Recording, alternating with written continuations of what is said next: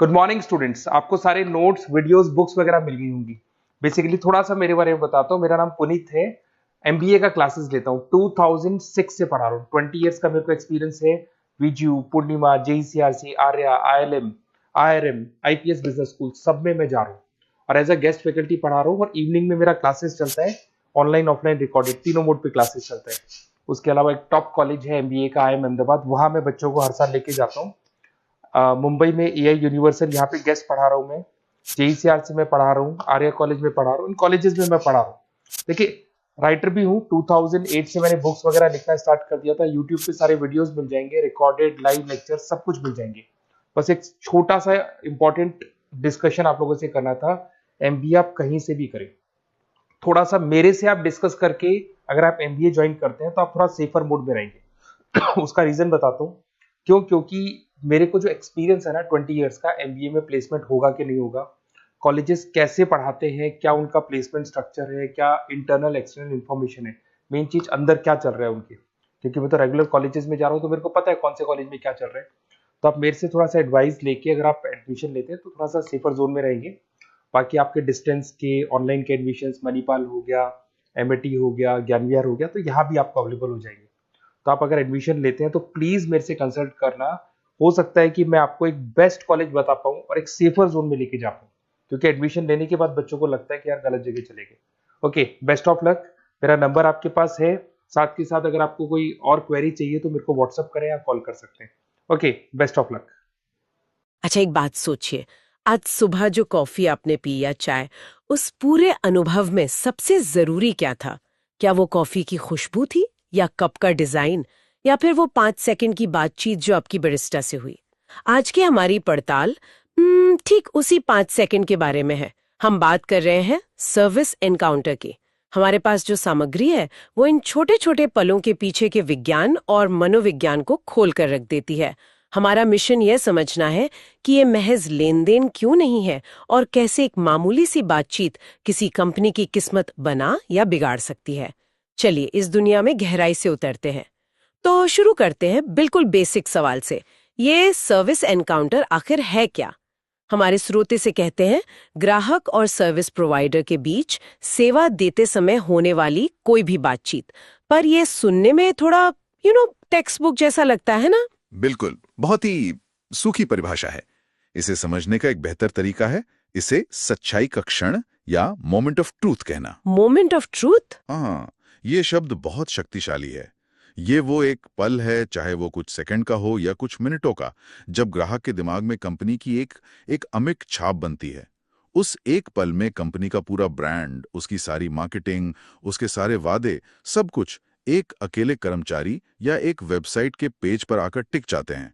मतलब अगर हम उस कॉफी शॉप के उदाहरण पर वापस जाएं, तो अगर बरिस्ता ने मुस्कुराकर आपका नाम पूछा, तो वो सिर्फ एक कॉफी नहीं बेच रहा, नहीं, वो आपको एक अच्छा अनुभव बेच रहा है। और अगर उसने बिना देखे रूखेपन से कप आगे बढ़ा दिया, तो कॉफी कितनी भी अच्छी क्यों न हो, आपके मुंह का जायका थोड़ा कसैला हो ही जाएगा। एकदम सही। और यही है सच्चाई का क्षण। उस एक पल में ग्राहक मतलब सबकॉन्शियसली ये तय करता है, क्या इस कंपनी को मेरी परवाह है, क्या ये लोग पेशेवर हैं, हाँ। क्या मैं यहाँ दोबारा आना चाहूंगा। हाँ। ये एक साधारण लेन देन से कहीं ज्यादा है। ये एक भावनात्मक फैसला है, और पहली छाप को बदलने का दूसरा मौका नहीं मिलता। यहाँ पर बात और भी दिलचस्प हो जाती है जब हम समझते हैं कि ये सारे इनकाउंटर आमने सामने नहीं होते। हाँ। स्रोत इन्हें 3 मुख्य श्रेणियों में बांटता है। पहला है रिमोट इनकाउंटर, जिसमें कोई कोई इंसानी संपर्क होता ही नहीं है। हाँ, जैसे जैसे एटीएम से पैसे निकालना। हाँ, या फिर किसी फूड डिलीवरी ऐप से खाना ऑर्डर करना, या फ्लाइट के लिए ऑनलाइन चेक इन करना। हम दिन में शायद दर्जनों बार ऐसा करते हैं, और इसे सर्विस एनकाउंटर मानते भी नहीं। हम इसे बस एक काम समझते हैं। और यही यही कंपनियों के लिए सबसे बड़ा चैलेंज है। इन मामलों में वो ऐप, वो वेबसाइट या वो एटीएम ही आपका सर्विस प्रोवाइडर बन जाता है। यहाँ अनुभव की गुणवत्ता इस पर निर्भर करती है कि टेक्नोलॉजी कितनी कितनी आसान, तेज और भरोसेमंद है। अच्छा। एक अच्छी तरह से डिजाइन किया गया ऐप एक मददगार कर्मचारी जैसा महसूस होता है। वो आपके पिछले ऑर्डर याद रखता है, आपको सुझाव देता है और पेमेंट को आसान बनाता है। और इसका उल्टा भी उतना ही सच है। अगर वेबसाइट बार बार क्रैश हो रही है, या ऐप में कोई चीज ढूंढना नामुमकिन है, तो ये उतना ही निराशाजनक है जितना एक बदतमीज कर्मचारी से बात करना। मुझे तो लगता है कि टेक्नोलॉजी के साथ हमारा धैर्य इंसानों से भी कम होता है। क्या ऐसा है? क्या हम एक मशीन की गलती को ज्यादा गंभीरता से लेते हैं? ये बहुत दिलचस्प सवाल है।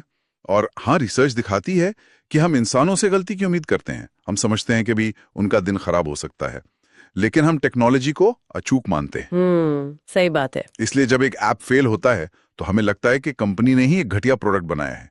हम उसे व्यक्तिगत रूप से नहीं बल्कि कंपनी की अयोग्यता के तौर पर देखते हैं। इसलिए एक खराब रिमोट इनकाउंटर ज्यादा नुकसान पहुंचा सकता है, क्योंकि वो सीधे ब्रांड की क्षमता पर सवाल उठाता है। बिल्कुल। तो ये तो ही टेक्नोलॉजी की बात। लेकिन क्या होता है जब हम इस समीकरण में इंसान को वापस लाते हैं, पर सिर्फ आवाज के जरिए? यहीं पर दूसरा प्रकार आता है, फोन एनकाउंटर। हाँ, और ये शायद सबसे ज्यादा भावनात्मक रूप से चार्ज्ड एनकाउंटर हो सकता है। क्यों? सोचिए, लोग कस्टमर केयर पर कब फोन करते हैं? अक्सर तब जब वे पहले से ही किसी समस्या से परेशान होते हैं। उनका इंटरनेट नहीं चल रहा, फ्लाइट कैंसिल हो गई है, या कोई गलत बिल आ गया है, ये पहले से ही तनाव में है। ऐसे में फोन के दूसरी तरफ की आवाज सब कुछ तय कर देती है। बिल्कुल, क्योंकि आप दूसरे व्यक्ति को देख नहीं सकते, आपकी सारी इंद्रियां सिर्फ उस आवाज पर केंद्रित होती हैं। आवाज का लहजा, बात करने की गति, शब्दों का चुनाव, ये सब मिलकर या तो उस तनाव को कम कर सकते हैं या उसमें आग लगा सकते हैं। एक शांत, सहानुभूति भरी आवाज जो कहती है, मैं समझ सकता हूं कि आप क्यों परेशान हैं, चलिए मिलकर इसे सुलझाते हैं, एक बिगड़ी हुई स्थिति को भी संभाल सकती है। वहीं दूसरी ओर एक थकी हुई, बेपरवाह आवाज ग्राहक को और भी ज्यादा बेबस और गुस्सा महसूस करा सकती है। और फिर आता है तीसरा और सबसे क्लासिक प्रकार, आमने सामने का एनकाउंटर।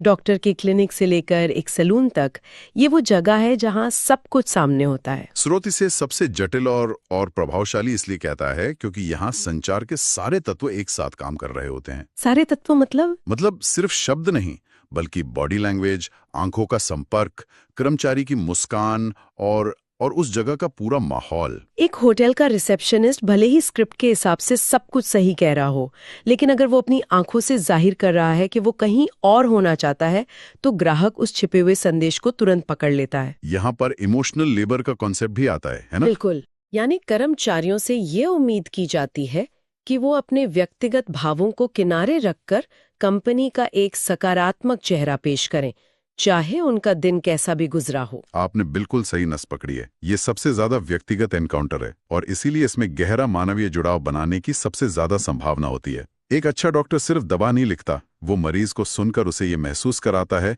कि उसकी परवाह की जा रही है। यही जुड़ाव है जो रिमोट या फोन एनकाउंटर में अक्सर गायब रहता है। तो हमने इन 3 प्रकारों को समझ लिया, टेक्नोलॉजी, आवाज और पूरी तरह से इंसानी। पर सवाल ये है कि किसी भी व्यवसाय के लिए ये एनकाउंटर इतने जरूरी क्यों है?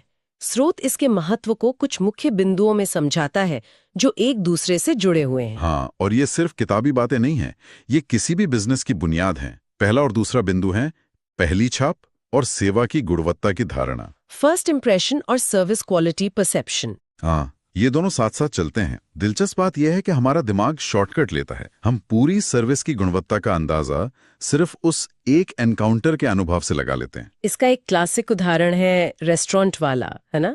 अगर खाना शानदार है, दुनिया के बेस्ट शेफ ने बनाया है, लेकिन उसे परोसने वाला वेटर रूखा है या ध्यान नहीं दे रहा है, तो हमारा अनुभव क्या होगा? खराब होगा, हमारा अनुभव खराब होगा।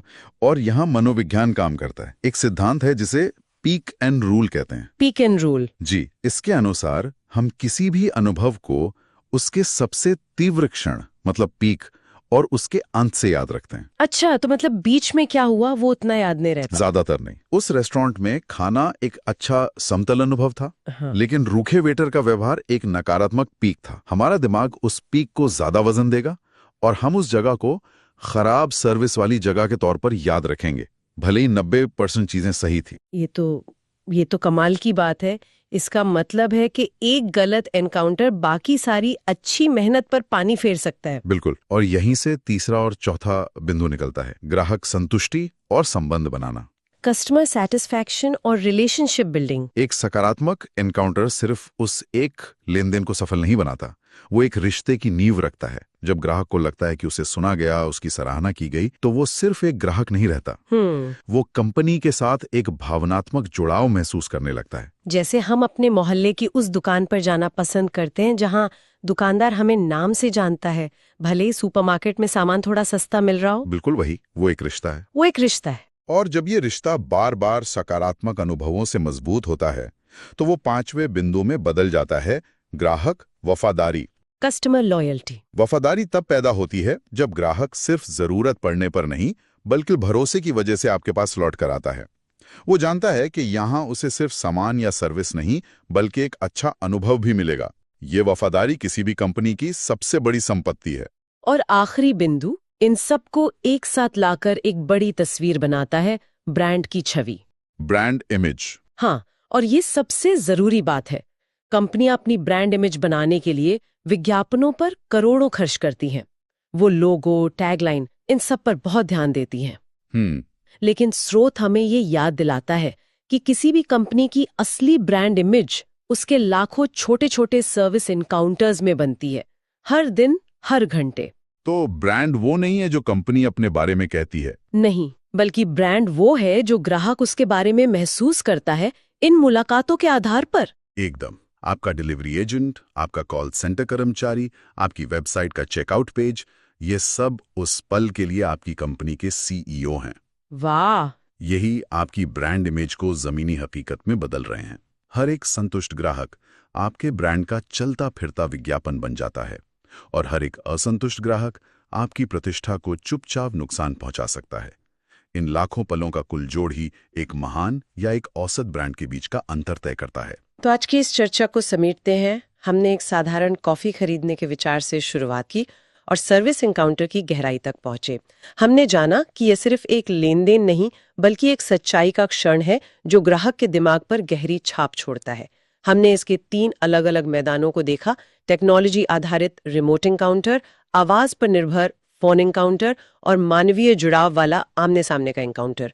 और हमने समझा कि ये पल क्यों मायने रखते हैं, पहली छाप बनाने से लेकर मनोवैज्ञानिक धारणाओं को आकार देने, रिश्ते बनाने और आखिरकार किसी कंपनी की पूरी ब्रांड प्रतिष्ठा को गढ़ने तक। ये सब एक बहुत जरूरी सवाल की ओर ले जाता है, खासकर आज के दौर में। जैसे जैसे आर्टिफिशियल इंटेलिजेंस, चैटबॉट्स और ऑटोमेशन बढ़ते जा रहे हैं, रिमोट एनकाउंटर ही आदर्श बनते जा रहे हैं। तो सोचने वाली बात यह है कि क्या कोई संगठन पूरी तरह से इंसानी स्पर्श के बिना एक यादगार और सकारात्मक ग्राहक अनुभव बना सकता है? क्या टेक्नोलॉजी इंसान की जगह ले सकती है पूरी तरह? हाँ, वही। क्या एक बेहतरीन एल्गोरिदम कभी उस सहानुभूति की जगह ले सकता है जो एक इंसान की आवाज में होती है? या भविष्य में सबसे सफल कंपनियां वो नहीं होंगी जो इंसान या टेक्नोलॉजी में से किसी एक को चुने, बल्कि वो होंगी जो इन दोनों के बीच सही संतुलन बना पाएंगी, जो दोनों का बैलेंस बना पाए। एकदम सही। यानी टेक्नोलॉजी का इस्तेमाल उन चीजों को आसान और तेज बनाने के लिए करना जो मशीनें कर सकती हैं, ताकि इंसान उन कामों पर ध्यान दे सकें जो सिर्फ इंसान कर सकते हैं। जुड़ना, समझना और जटिल समस्याओं को सुलझाना। बिल्कुल। ये संतुलन साधना ही शायद आने वाले समय की सबसे बड़ी चुनौती है।